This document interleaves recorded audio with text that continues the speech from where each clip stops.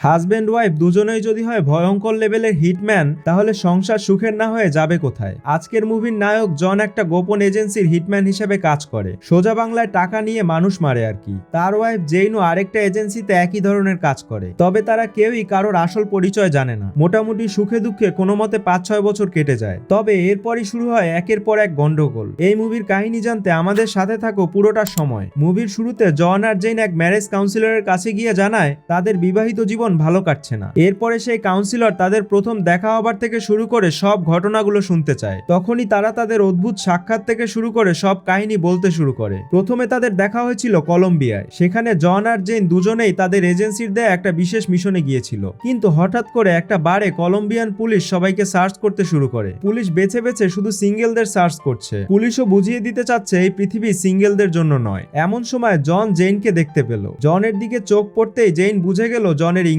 যেহেতু তাদের দুজনের কাছেই অস্ত্র আছে, তাই সার্চ করলে দুজনেই ধরা খেয়ে যাবে। সেজন্য পুলিশের কাছে তারা নিজেদের কাপল বলে পরিচয় দিয়ে সেখান থেকে বেরিয়ে আসে। এরকম অদ্ভুত এক পরিচয়ের পরে তারা একসাথে অনেকটা সময় কাটায়। ডিরেক্টরের সিনেমা আগানোর জন্য তারা নিজেদের পছন্দ করে ফেলে। জন নিজেকে একটা কনস্ট্রাকশন কোম্পানির লোক বলে পরিচয় দেয়, আর জেইন নিজেকে বলে কম্পিউটার ইঞ্জিনিয়ার। তবে কিসের ইঞ্জিনিয়ার সেটা মুভির সামনে গেলেই তোমরা বুঝতে পারবে। দুজনেই ভাবতে থাকে আমি খারাপ মানুষ হলেও প্রেমের ক্ষেত্রে একটা ভালো মানুষ পেয়ে গেলাম। কলম্বিয়া থেকে ফিরে দুজনেই কলিগদের বলতে থাকে কেমন দিলাম বন্ধুরা, তোমরা তো জীবনে গুন্ডা পান্ডা ছাড়া কিছুই বাগাতে পারলে না, আমাকে দেখো কেমন ভালো মানুষ পটিয়ে ফেলেছি। কলিগরাও বলতে থাকে জিতছেন ভাই জিতছেন। কিছুদিনের মধ্যেই তারা বিয়ে করার সিদ্ধান্ত নেয়। যদিও তাদের কলিগরা এত তাড়াতাড়ি বিয়ের মতো ডিসিশনে যেতে নিষেধ করে, কিন্তু তারা বলে কি হিংসা হয়, তোমাদের যা ক্যারেক্টার তাতে তো আর ভালো মানুষ বিয়ে করতে পারবে না, শুধু শুধু আমাদের বাগড়া দিও না। জন আর জেন খুবই উৎসাহ নিয়ে বিয়ে করলেও বিয়ের কয়েক মাসের মধ্যে সেটা একটা সাদামাটা সম্পর্কে মোড় নেয়। বিয়ে ব্যাপারটা যতটা এক্সাইটিং তারা ভেবেছিল, বাস্তবে ভাবে আরে এর নাম কি বিয়ে,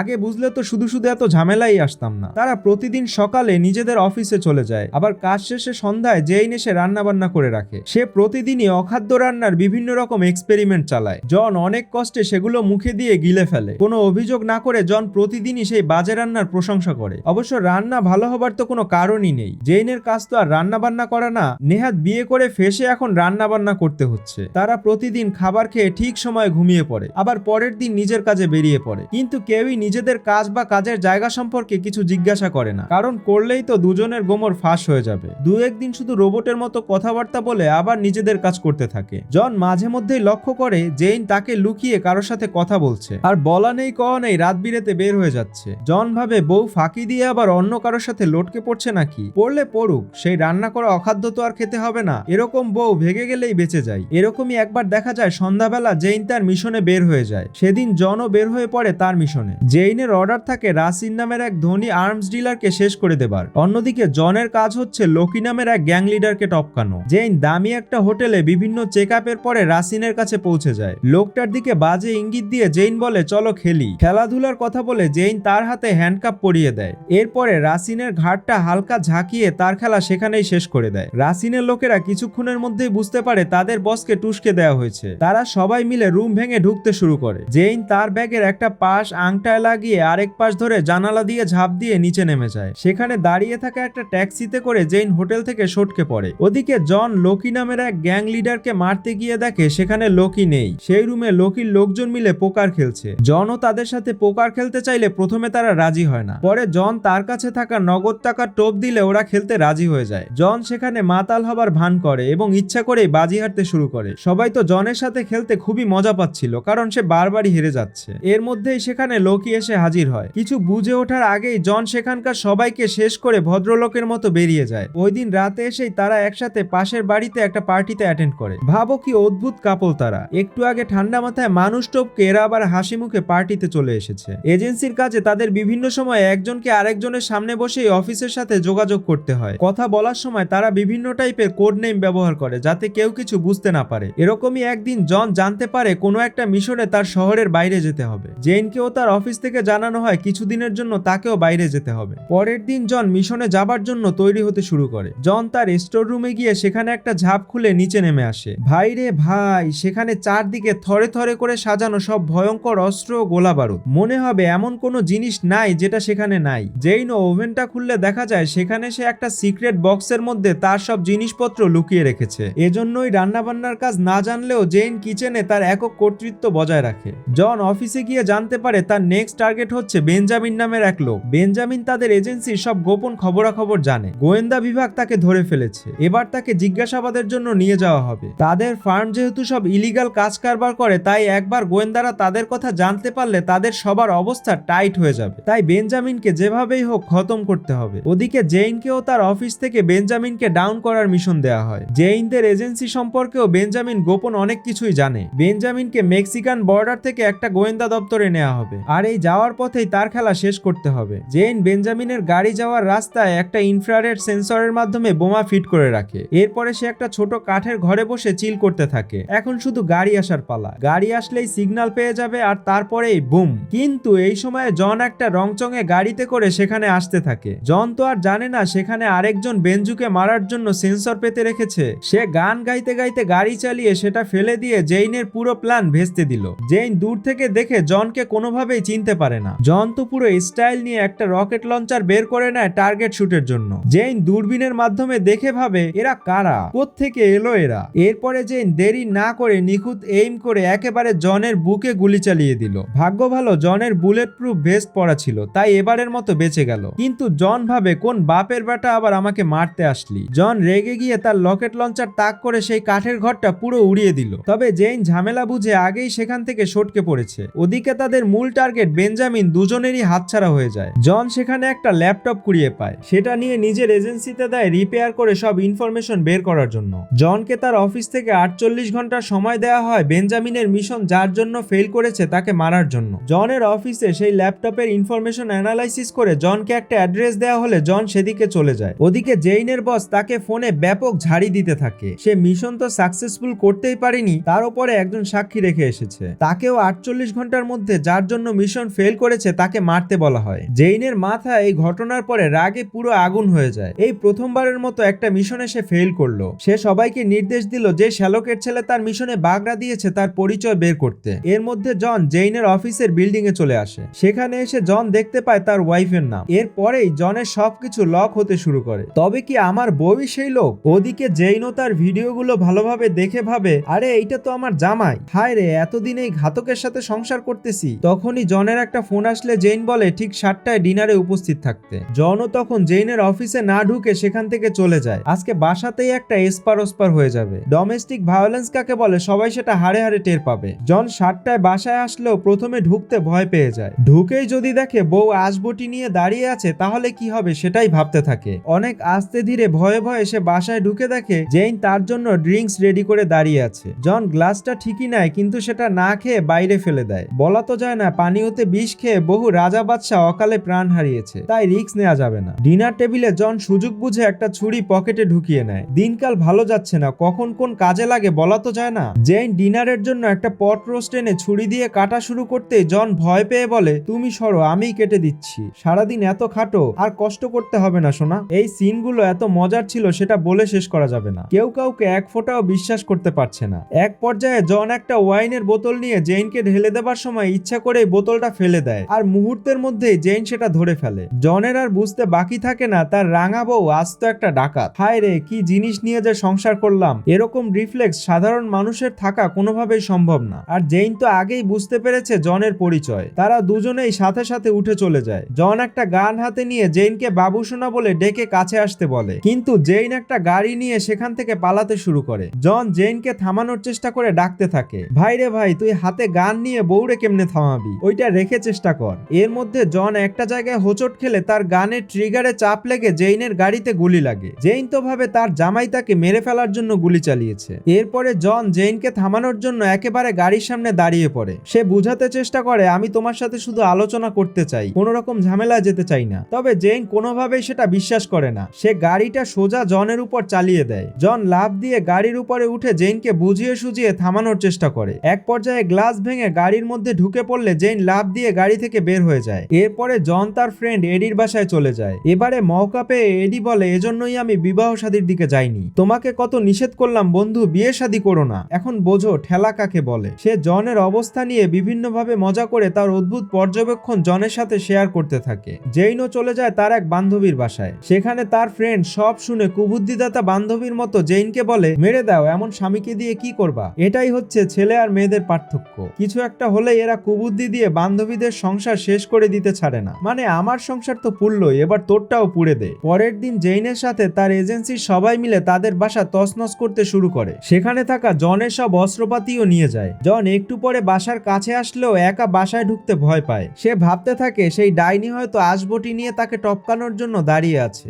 বলা তো যায় না, আজকাল পত্রিকায় যা সব নিউজ দেখা যায় তাতে কাকেই বা বিশ্বাস করবে। জন তার প্রতিবেশী মার্টিনকে ডেকে নিয়ে তার বাসার ভিতরে ঢোকে। এমনিতেও জন এই ব্যাটারে খুব একটা পছন্দ করে না, তাই মার্টিনকে সামনে রেখে নিজে পেছনে পেছনে আগাতে থাকে। প্রথম ধাক্কা আসলে সেটা মার্টিনের গায়ের ওপর থেকেই যাবে। জন সব জায়গা চেক করে শেষে যখন স্টোর রুমে গিয়ে দেখে তার সব জিনিসপত্র হাওয়া, তখন জন বউকে তুলে ইচ্ছা মতো গালিগালাজ করতে থাকে। শাশুড়ির বাচ্চা বউ, আজকে তোর খবরই আছে বলতে বলতে সে জেইনের অফিসের দিকে রওনা দেয়। ওদিকে জেইনের অফিসে জনকে ওপরে পাঠানোর বিষয়ে একটা পরিকল্পনা চলছিল। এই সময় জন সেখানে উপস্থিত হলে জেইন ও তার কলিগরা মিলে তাদের সব ডেটা ডিস্ট্রয় করে সেখান থেকে পালাতে শুরু করে। জেইন পালানোর সময় সেখানে জন এসে তার দিকে গান তাক করে। তবে জন অল্প বয়সে বউ মেরে বিধবা হতে চায়নি, তাই সে সুযোগ পেয়েও জেইনকে গুলি করে না। এই সুযোগে জেইন সেখান থেকে পালিয়ে গেলে জন তাকে নানা রকম গালাগালি ছুটতে থাকে। আমাদের দেশে যেখানে স্বামীর নামই মুখে আনা যায় না, সেখানে জেইন তার স্বামীকে ব্যাপক গালাগাল করতে করতে সেখান থেকে পালিয়ে যায়। হ্যাঁ, এটাই আমেরিকা। এরপরে জেইনের অফিসের সবাই গিয়ে আশ্রয় নেয় তাদের আরেকটা গোপন অফিসে। তবে নাছোড়বান্দা জন তাদের আগের অফিসের সব নষ্ট করা কাগজ ঘেটেই সেখান থেকে আরেকটা অফিসের ঠিকানা পেয়ে যায়। আর যায় কোথায়, সাথে সাথেই জন সেদিকে রওনা দেয়। জন একটা কনস্ট্রাকশন বিল্ডিং এর লিফটে উঠে জেইনের অফিসের দিকে যেতে শুরু করে। জেইন জনকে 5 সেকেন্ড সময় দিয়ে বলে এর মধ্যে সে না চলে গেলে লিফটটা পুরো উড়িয়ে দেবে। তবে 5 সেকেন্ডের আগে জেইনের এক কলিগ বাটন চেপে লিফটটা ব্লাস্ট করে দেয়। পুরো লিফট একেবারে নিচে আছড়ে পড়ে। জেইন তো অবাক হয়ে বলে, আরে আমি কি তোরে ব্লাস্ট করতে বলছি? আমি তো ওর সাথে একটু মজা করছিলাম। সেই কলিগ বলে, আমি ভেবেছি তুমি সিরিয়াসলি ব্লাস্ট করতে চাচ্ছ। জেইন বলে, ধুর, এটা কোনো কাজ করলি? আমি এবার বিধবা হয়ে গেলাম, এখন আমি স্বামী কোথায় পাবো? তবে ওদিকে আমরা দেখতে পারি জন মারা যায়নি, সে আরেকটা লিফট থেকে ক্যামেরার মাধ্যমে এতক্ষণ যোগাযোগ করছিল। তবে সে খুবই হতাশ হয়ে যায় এটা ভেবে যে তার বিয়ে করা আপন বউ তাকে মেরে ফেলতে চাচ্ছে। হায় রে, এই তো মেয়ে মানুষ। পরের সিনে জেইনকে দেখা যায় বিধবা হওয়ার দুঃখে শোক পালন করতে। বিধবা হয়ে যেহেতু সে আর মাছ খেতে পারবে না, তাই মনের দুঃখে সে মদের গ্লাস হাতে তুলে নিয়েছে। এই সময় জন সেখানে এসে উপস্থিত হলে সে কয়েক সেকেন্ডের জন্য খুশি হয়ে যায়। তবে জন জীবিত থাকায় বেশি খুশি নাকি আবার মাছ খেতে পারবে এটা ভেবে বেশি খুশি, সেটা এই সিনে ক্লিয়ার হয় না। জন সরাসরি তাকে বলে, আমি তোমাকে 3 তালাক দিতে চাই। তালাক নেওয়ার আনন্দে তারা একসাথে নাচতে শুরু করে। নাচানাচির মধ্যেই তারা একে অন্যের কাছে থাকা সব ধরনের দেশি বিদেশি অস্ত্র ছুঁড়ে ফেলে দেয়। জন জেইনের কাছ থেকে ছুরিটা কেড়ে নিলে রাগ করে জেইন সেখান থেকে অন্য রুমে চলে যায়। একটু পরেই সেই রুমে একটা বিস্ফোরণ ঘটে আর জেইন ভিড়ের সাথে মিশে গিয়ে সেখান থেকে চলে যেতে শুরু করে। জেইনের পিছু নিয়ে জন বাইরে আসলে তার পাশের ভদ্রলোক বলে, তোমার কোটের পকেটে খুব সুন্দর একটা মিউজিক বেজে উঠছে।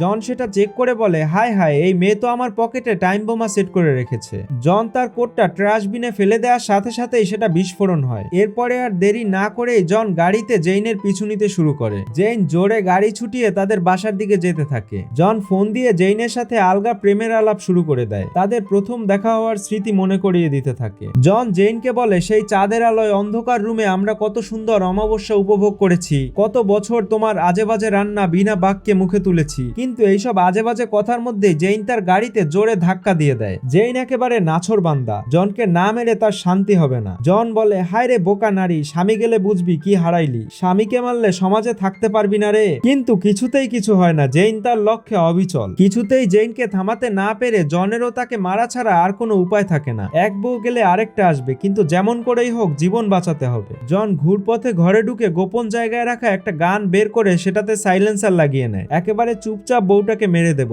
কেউ জানতেও পারবে না। তবে ওদিকে জেইনও তো আর থেমে নেই। সে একটা ভারী শটগান নিয়ে জামাই নিধন মিশনে নেমে পড়ে। সামনে পড়তেই তাদের মধ্যে ব্যাপক গোলাগুলি হয়। দুজনেই তো একই লাইনের লোক, কেউই কারোর চেয়ে কম যায় না। পুরো বাড়ি জুড়ে গোলাগুলিতে একেবারে বিরাট ধ্বংসযজ্ঞ চালিয়ে সব তছনছ করে দিতে শুরু করে। জেইন একবার অটোমেটিক রাইফেল দিয়ে ফায়ার করে তো আরেকবার শটগান দিয়ে ফায়ার করে, কিন্তু কিছুতেই সে জনকে কাবু করতে পারে না। জন রসিকতা করে বলে, তোমার হাতের এম তোমার রান্নার মতোই খারাপ। নিজের রান্নার দুর্নাম শুনে জেইন রাগে দুঃখে গোলাগুলি আরো বাড়িয়ে দেয়। ফলে রান্নার গ্যাস লিক হয়ে সেখানে বড় একটা বিস্ফোরণ ঘটে। এরপরে দুজনের মধ্যে শুরু হয় হ্যান্ড টু হ্যান্ড কমব্যাট। এভাবেই অনেকক্ষণ মারামারির পর তারা দুজনেই হাতে গান তুলে নিয়ে একে অপরের দিকে তাক করে ধরে। এমন সময় তাদের সব ভালোবাসা একত্র হয়ে গলে পড়তে শুরু করে। কেউ কাউকে গুলি করতে পারে না। কি অদ্ভুত এক ভালোবাসা। এ বলে তুমি আমাকে মারো, তো ও বলে তুমি আমাকে মারো। আরে এতই যদি প্রেম থাকে তাহলে তোরা ঘরদোর নষ্ট করলি কেন? মানে বোঝো অবস্থা, প্রডিউসার টাকা পয়সা দেবে আর তোরা যা ইচ্ছা তাই করে বেড়াবি। যাই হোক, এরপরে তাদের মধ্যে আবারও আরেকটা কমব্যাট শুরু হয়। কিসের কমব্যাট সেটা আর নাই বললাম। সকালে উঠে তারা সেই ভাঙা বাসাতে টুকটাক যা অবশিষ্ট আছে সেগুলো দিয়েই নাস্তা করতে বসে যায়। হঠাৎ করেই চারদিক থেকে তাদের ওপর আক্রমণ শুরু হয়। তারা কোনো মতে পালিয়ে বেসমেন্টে চলে আসে। জন সেখানে লুকানো তার কিছু গান ঠিকঠাক করে ফেলে।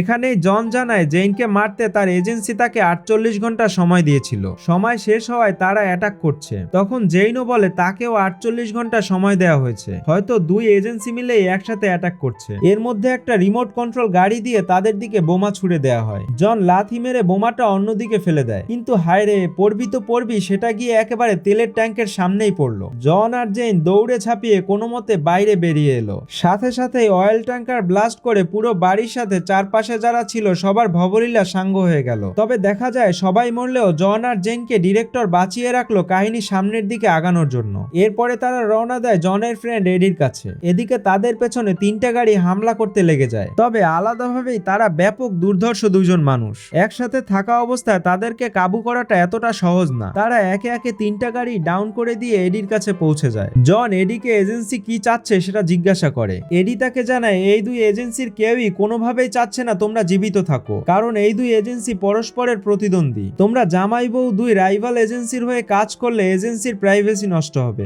এজন্যই দুই এজেন্সি মিলে তোমাদের দুজনকেই মেরে দেওয়ার প্ল্যান করেছে। এডি তাদের বন্ধু হিসেবে শেষ পরামর্শ দিয়ে বলে, তোমাদের দুজনকেই শুরুতে বেঞ্জামিনকে মেরে দেওয়ার যে টার্গেট দেওয়া হয়েছিল সেটা পূরণ করে দেখতে পারো এজেন্সিকে মানানো যায় কিনা। জন আর জেন প্ল্যান করে তারা বেঞ্জামিনকে শেষ না করে তাকে ধরে নিয়ে এসে জিজ্ঞাসাবাদ করবে। বেঞ্জামিনকে রাখা হয়েছে একটা হাই সিকিউরিটির জেলখানায়। বাইরে গাড়ির মধ্য থেকে জেন পুরো বিল্ডিং এর ব্যাপারে জনকে ইনফর্ম করতে থাকে, আর জন চলে যায় বেঞ্জামিনকে ধরে আনতে। বিল্ডিং এর ড্রেনেজ লাইন ধরে জন উপরে উঠে যায়। সেখানে থাকা গার্ডদের ঘন্টা বাজিয়ে এসে বেঞ্জামিনকে বের করে আনে। তারা বেঞ্জামিনকে বেঁধে জিজ্ঞাসাবাদ করে কেন দুই এজেন্সি মিলে একই সাথে তাকে ডাউন করার মিশন দিয়েছিল। প্রথমে বেঞ্জামিন কিছুই বলতে চায় না, তবে জেইন তাকে একটা ডোজ দিয়ে দেয়। এরপরে বেঞ্জামিন বলে সে আসলে কোনো টার্গেট ছিল না, তাকে টোপ হিসেবে ব্যবহার করা হয়েছিল জন আর জেনকে শেষ করতে। দুই এজেন্সির কেউই চায়নি তাদের লোক রাইভাল এজেন্সির কারো সাথে একই ছাদের নিচে থাকুক, তাই প্ল্যান করে তাদের সেম মিশনে পাঠানো হয়েছিল যাতে তারা একজন আরেকজনকে খেয়ে দেয়। এরপরে বেঞ্জামিন আরো জানায় এখনো তাকে এজেন্সি টোপ হিসেবে ব্যবহার করছে।